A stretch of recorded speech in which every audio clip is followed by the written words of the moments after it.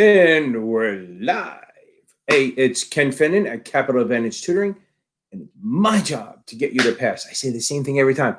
My job to get you to pass the SIE, the Series 6, the Series 7, the 63, 65, and 66. This is my Thursday Night Live Q&A for all the FINRA exams, for your Series 7 exam prep, your SIE exam prep, and all that fun stuff. So I'm realizing that, again, the chat is always the best part of this thing. People don't care about listening to me anymore. I'm going to cry. Anyway, so if you guys like what I'm doing, please subscribe. Don't just sit there and lurk. Subscribe. Join the fun. Please hit like if you want. You don't have to do it yet because I haven't said anything. But let's do this, okay? Do you like the new painting I have? That's what the thing changed from the week before. And I'm losing followers. They're dropping. Thursdays are always a little strange. They're either really good or they're really shitty. But because everyone's ready for the weekend, they're still recovering from the debate. The email just came to me, so I should see a couple of people jumping on. I'm almost done with my video of my lesson, which I'm going to hopefully post over the weekend. I just want to edit it enough.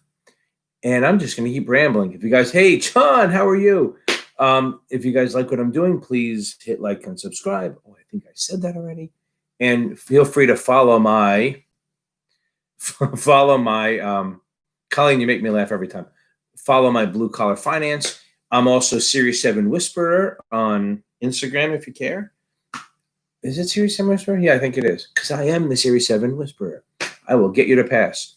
Colleen, how are you? You make me laugh. Maria, how are you? Congratulations again, Maria.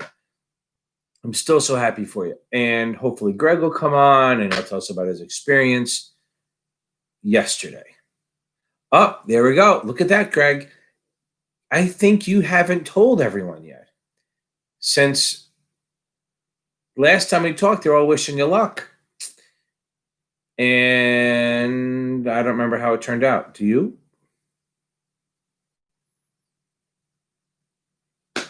Okay. Boom, there it is, Greggy boy. He fucking beat it, man. He beat the test. He's at the 63. He is technically done. Okay. Boom, I'll help you with the 63. I help Greg. LV, how are you? Yeah, everyone, John, I'll work on that. And by the way, it's a discount, not a premium. Okay. John, it is a discount. What you just said. So, okay. On to the 66, Greg. He got the 63. Okay. Why are you losing confidence, LV? You gotta just trust yourself. You're gonna be fine. Oh, I should put the jet. Oh, see, Greg, you're a Patriots fan. Why are you doing that, Mr. Soccer? Because you're just doing it to make fun of my Jets. So Greg passed both this. He passed the SIE, the 7. Yeah, I didn't think you would be watching it. It's not really a Jets game. I don't know who watched. The one time that I don't watch it, they're probably going to win. Okay. No, they're not going to win. There's no shot. We're in the Trevor Lawrence shooting for the first pick of the draft. I mean, basically they just, oh, look at that. They're beating them. Oh, I guess it's the Broncos. Okay. Yeah, we're going to nail this. It's Saturday. We're going to start with our little 30-minute session, get you going. Okay. John. He asked a question. A bond has a 6% coupon and is trading at a 6.78% basis. The bond is trading at which of the following price levels? Is it a premium? Is it a par? Or is it a discount? I'll let you guys figure it out, and then we'll talk about it. Again, hey, Allie, how are you? I'm almost done editing that thing. Were we supposed to meet at some point in this week? I don't remember. Okay, so now, guys, if you got questions, please ask. I'm happy to do it. So my question again is, we're booked tomorrow, right? Okay, I don't know. I'm such a nut job. Okay. A bond has a 6% coupon and is trading at a 6.7% basis. Oh, there you are. 2 to 3. There we go. You're right. See, I'm a moron. I'm going to be in the city. I'll probably be in my office tomorrow. God, I'm going to the city. I don't know why. Okay, it's all great. That's one thing Greg said before he walked into the test. when we talked on the phone and we talked on Zoom before this test, he goes, the most supportive group here. Everyone's genuine and trying to help. I mean, think about it. Colleen is on here and she's done. And she's trying to give back and help people out. Judy comes on. Robin comes on. She's for the 26th, but she doesn't need to be on here. I love it. Okay. Greg's now coming on, even though he's technically done. Hey, I like that. It looks like the Broncos are -0. Okay. Alondra, how are you? Okay. Okay, yes, we do. So we'll talk about that. So again, my question to everyone, and nobody's answered this because I have a small group tonight. A bond that is with a 6% coupon is trading at a 6.7% basis. Is that a premium or a discount? Okay. Now, while we're all, when I used to do the other one, I used to play the, and for now. Okay. Boom, it's a discount. Why is it a discount? Because as John said, because he didn't know why it was listed as a premium. Boom. That's all right. It is a discount because if the coupon is lower than any of the yields, it is a discount. There it is. If the coupon is the highest, then it's a premium. And basis is yield to maturity. Absolutely correct. Yes, LV, there is absolutely, it is absolutely a difference between long margin and short. Okay. Long margin is when you own stock and you have a debit balance and you have a debit balance and market value. When it's short, you have a credit balance. We can go over that on Saturday. I did it last week. I think I did it really quick with how to figure out equity and SMA. Remember something. If you're using Kaplan or Past Perfect, which somebody just wrote on Reddit that he absolutely fucking hated Past Perfect because he said he failed, but he had all the right stuff and he just missed it by one. Okay. The margin options are very straightforward. If you can get basic equity and SMA and buying power on just the basic stuff, you're going to be fine. That's just the way it is. Okay? Okay.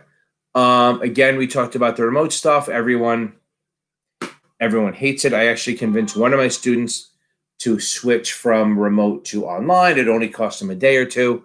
Not remote to in person. Okay. Boom, discount. Very good. I like it. Okay. Okay, somebody. So, okay, everyone, John is going to pass the exam, but he's the one that my wife thinks I'm way too mean to because I yell at him because he is ready to take this test, just like I yelled at Robin and I yelled at her and told her to take it, and she finally took it. The longer you wait, the bigger this test gets, and it becomes this big monster that's going to hurt you. And you don't want to do that. Okay. So, right. So let's talk about that. So on a discount bond, coupon, current, yield to maturity, yield to call, coupon, current, yield to maturity, yield to call. Then on the premium side, it goes high to low, coupon, current, yield to maturity, yield to call. And if it's a discount bond, you quote it at yield to maturity. And if it's a premium bond, you quote it at yield to call, of course, unless it's a non-callable bond. Okay. And the Jets just hit late Mark Rippon, not Mark Rippon. Wow. I'm dating myself a little late. Okay. Okay. We're up to double digits. We're up to 20 people in here. Anybody have any questions, or I am just going the hell home? I don't watch the Jets get their ass kicked for the rest of the quarter. Christopher. So somebody started well, you can ask a couple. Oh, that's right. You're waiting for Saturday. Okay. So because they're personal. Okay. Arlen, how are you? So Christopher started a group chat. If anyone wants to reach out to him, you should create like an email just for that, and then just have people do this way. They're not getting spam emails from. Because granted, not that many people watch this stuff. I mean, I do get some viewers, but like this will get like 200 people watching it, which is great. Right? Okay. Okay. Oh, your birthday too. That's awesome. Okay. Okay, Brooklyn. Okay, so what's our deal? How are you studying? What are you doing? Since Brooklyn's taking it next week. Okay. Okay, I can talk about surety bonds. That'll work. So Brooklyn, tell me how you're studying. Don't worry about your test scores so much, but how do you feel? Okay.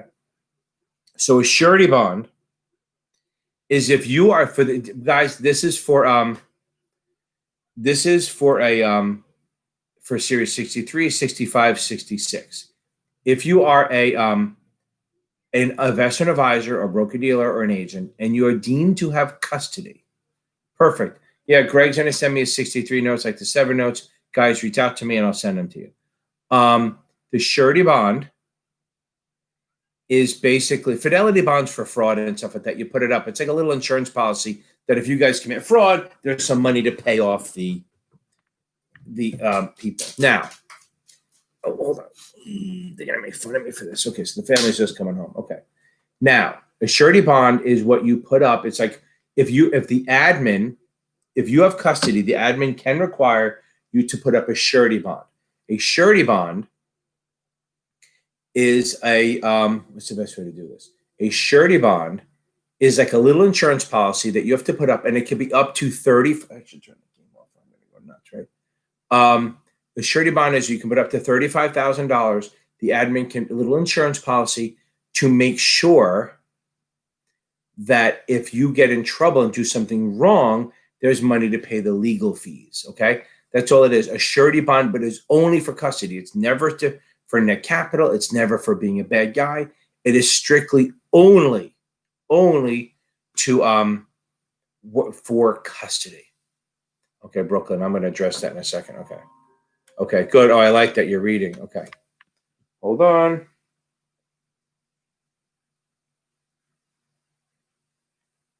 My wife just asked if I can help, so that is a no.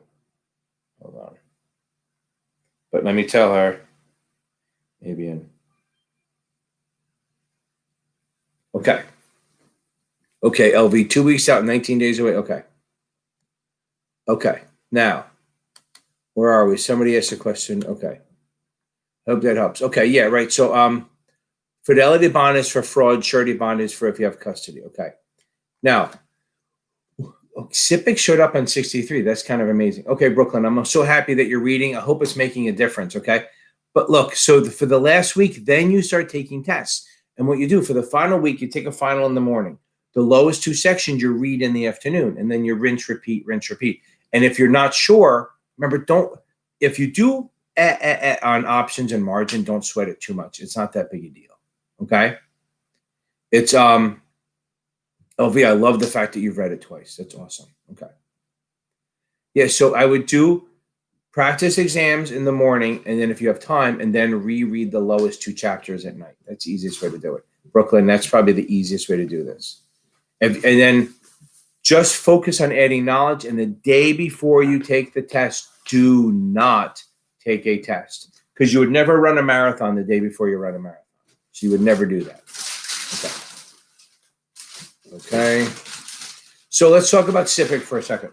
So SIPC is for in case you're broker-dealer, not the firm, not the security, in case the firm goes out of business, goes bankrupt. So what they will do is they will cover up to $500,000 per account. I wish. $500,000 per account, of which $250,000 can be cash. So if you have $400,000 in securities and $300,000 in cash, they're going to cover the $400,000 of securities and then give you $100,000 of that. Okay? So they will never cover more than $500,000 per account, of which $250,000 can be cash. So if you have $200,000 in securities and $300,000 in cash, they're going to cover $200,000 of the securities and $250,000 of the cash. So you only get $450,000. Right? Yeah, even though it's $500,000. Okay. Here's the deal with Past Perfect. So their non-math questions are fine. They're good. They actually even look like the exam a little bit. Their math questions will make you doubt yourself severely, okay? They will absolutely make you doubt yourself. And that's part of the problem with Past Perfect, is that then you start focusing on all these horrible long math problems. Like they'll give you, like, you buy stock, you sell a call, you sell a put, and then you buy something else. And then there's some other twist they throw at you. And then you're focusing on all the hard stuff instead of learning the actual foundations and the fundamentals, which is what the exam is all about. Okay.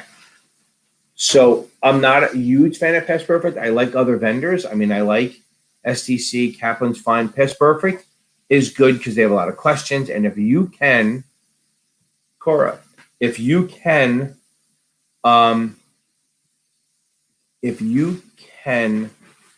keep it in your head that Past Perfect is trying to screw with you a little bit and trying to prove how smart they are, then you should be fine. Okay. Cost basis. So cost basis for the 7 and then for all of the exams is what it costs you. So if you buy 100 shares at 50, your cost basis is 50. If you then sell it at 60, your proceeds is 60. So I buy stock at 50, I sell it at 60, cost basis is 50, proceeds is 60, the gain is 10. Okay? If that's over a year, you pay a lower tax bracket. If it's a year or less, then it's the higher tax bracket, which is the same as ordinary income, because it's a short-term capital gain. Okay. I'm big on reading. I'm big on since now a lot of people are on Zoom at work, they don't have to do the long commute. So I'm really, really pushing my students to take reading in the morning. Like if you start work at 8, do from 6 to 8, and then don't do anything at night. Kind of relax and go to bed early. Watch The Masked Singer if you want, whatever it is. But focus on the morning. If you can focus on the daytime and do your test then, you have a lot more patience, you have a lot more time. Okay. Taxes, LD. Oh, you already said that. That's it. Oh, how to pass the Series 6. That's the big one. Okay. Now, the FINRA site, the exam on the FINRA site is pretty indicative of the wording. The problem is it's very random. Some people, like I think John got a test that's much harder than that, and then some people get ones that easy. So the FINRA site is really just to see, do I know my stuff? Okay, do I know my stuff? And it's that, and it gets you used to the different way they word the exams. Okay, so if you do, thank you, Greg. So if you do the FINRA exam, don't do it more than once. Like don't try to do it like 3 weeks before the exam. I would try to do it a week before the exam just to see where you are. Because the problem is once you take it, you can take it as many times as you want, but you'll start memorizing answers. And then your score will go from a 65 to an 80 and 85. And it won't because you know your shit. It's because you memorized. Okay? Okay, so I think that works. So again, cost base is what you pay, proceeds are what you sell it for, long term is a lower tax bracket, a year or less. Now, here's a trick for you. If you buy stock, and then at any time, so if you buy stock and buy a put the same day, we're fine. If you buy stock and buy a put after you held it for a year, again, fine. If you buy stock and buy a put anytime between the day you bought it and long-term holding, buying the put wipes out your holding period, which means that if you bought the stock on August 1st and held it all the way till July and then bought a put, those 11 months are gone. They actually it's like you haven't even bought it. You have no holding period. So you have to wait a whole nother year to get the long-term status. So, but the question everyone gets is if you buy a put after a year, you're totally fine. Yeah, I think, okay. If you're taking the test in 3 weeks, I would read for the next week. Yes. And then what you do is after each chapter, do a very short 10-question quiz to make sure that you kind of understand what they're asking. So I would read. And then in the last week, when you're taking the tests, let's go through the whole pattern. For the next 2 weeks, you read as much as you can, maybe take a little quiz on the chapter that you read. You can do it open book or closed book, whatever you want to do, whatever is more comfortable. Some people may feel more comfortable taking it without the answers, so they don't have the stress of getting it wrong. Okay. And then the last week, what you do is you take a test in the morning, the full-on final, and remember, chew it with a mask on, because that building, you have to have a mask on from the second you walk in until the second you leave, and you can't take it off. Okay, because as Colleen told me, there's a horror story that even if you're upset, you have to keep it on. Okay. Yeah, I'm not, don't be nervous. I mean, really, don't be nervous about this stuff. You should not be nervous about this exam. You need to respect it, but you can't let the test get bigger than it is, because the Kaplan exams are more complicated. Their options are bad.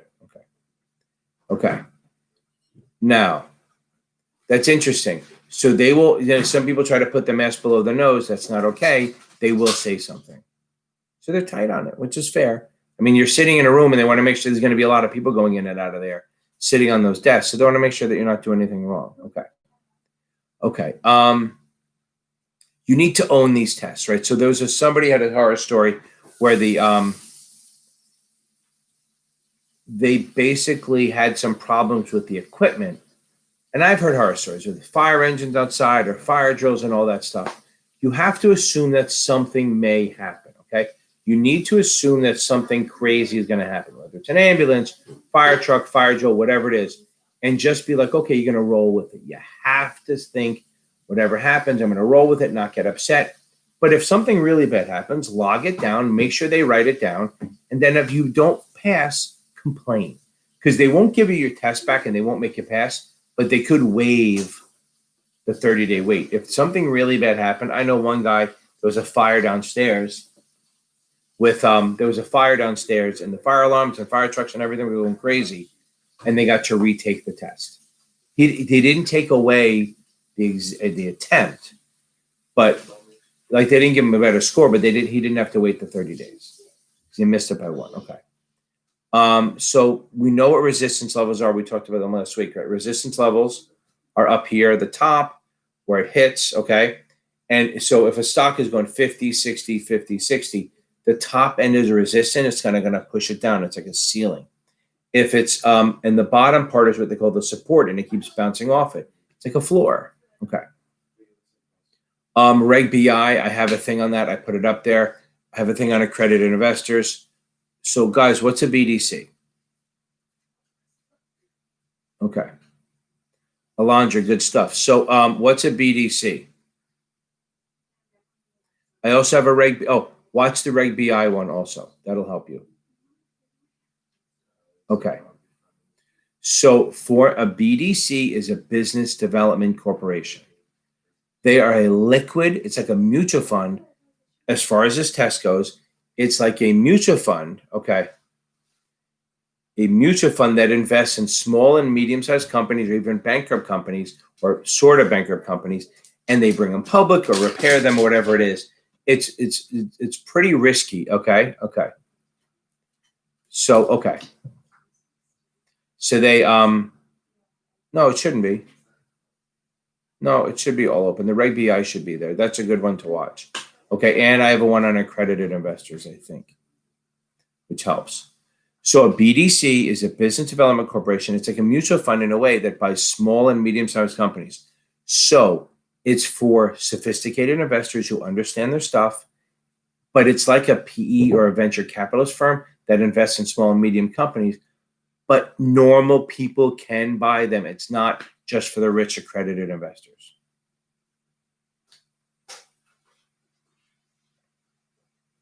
Okay. Oh, Williams, that's interesting. So there's a girl, Robin, who comes on who's taking the 26 also in about 2 weeks, 3 weeks. We should probably get you two hooked up and you guys can work with each other. You gotta read the book. I fight everyone to read the book on the 26th. It really is important because there's a lot of communications. It's a lot of stuff on the supervision of the broker-dealer. Remember that. The 26 is a principal exam. The 24 is ridiculously hard, but the 26 is hard enough. But it's basically you're supervising a broker-dealer, so you have to make sure you know what the mutual funds are, whether you have to approve trades or not, stuff like that. But really keep on reading. And I'll try to hook you up with the girl, Robin, who's taking the 26 also. Maybe you guys can do like a study session together on Zoom or something. We know what munis are. We have GOs and revenues. GOs are for stuff that's free. It's backed by taxes. You need a voter approval. So let's see. So GOs, you need voter approval. They have debt limits, and it can only be used inside the state. It's for stuff that's free. Oh, you know that. See? So we're good. I'm telling you, everyone's worried about the munis, but if you do the reading, no, the 10's harder. The 10's a hard-ass test. The 10 is a legit test, but that's why they do this. So they go, you take the SIE, the 7, the 63, then you take the 9, 10. So remember, the muni stuff is all about the suitability, not about what's on the third page of the official statement. Know what the official statement is. Know what's advertising. Know what isn't. Don't know the little details of every little thing, but you do need to know the suitability, why someone would do immunity, why someone wouldn't. And that's big on the 7, okay? Every product you read, you have to say, why would someone buy it?